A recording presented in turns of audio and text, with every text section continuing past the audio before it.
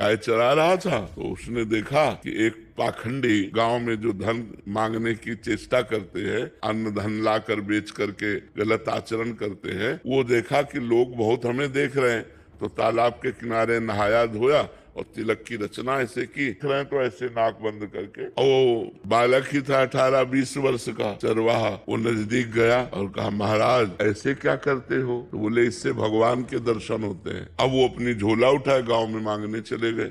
वो वैसे ही तालाब में नहाया और वैसे ही तिलक रचना की जैसे उसने की थी मांगने वाले ने। अब वो तो पोले से पकड़े थे, अब वो सीधे बंद कर दिया कि भगवान के दर्शन हो। अब 1 मिनट बड़ा होता है, इतने में भगवान ने देखा ये तो प्राण त्याग देगा, प्राण व्याकुल है, लेकिन उसने छोड़ा नहीं कि भगवान के दर।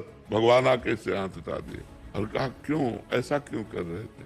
तो बोले, भगवान के दर्शन करने से। भगवान श्याम सुंदर बोले, दर्शन करो ना, मैं भगवान। अब बोले, तुम झूठ बोल रहे हो तो कि तुम भगवान हो, हम तो जानते नहीं कि तुम भगवान हो, तो हम पहले अपने गुरु जी को लाएंगे और वो कह देंगे यही भगवान है तो हम मान जाएंगे। तो भगवान ने कहा, वो पाखंडी है, उसको कभी हम दर्शन दे सकते हैं?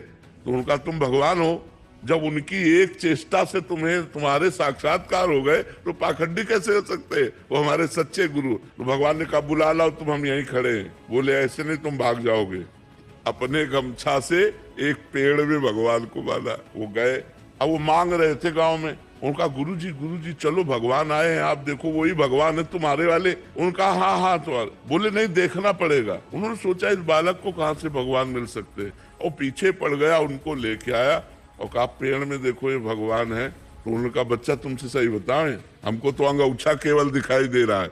भगवान के चरणों में लौट गए। बोले, भगवान, यदि आप भगवान हो तो पहले हमारे गुरु जी को दर्शन दो। तो उसकी अज्ञान दृष्टि का नाश किया तो देखा भगवत साक्षात्कार होती, दिव्य ज्ञान प्रकट हो गया। और अब उसने अपने शिष्य को प्रणाम किया कि बच्चा, तुम्हारी कृपा से हमको इनके दर्शन में, यही साक्षात भगवान है। तो उसने भगवान का आलिंगन किया, भगवान ने कृपा की। 1 मिनट में भगवत साक्षात।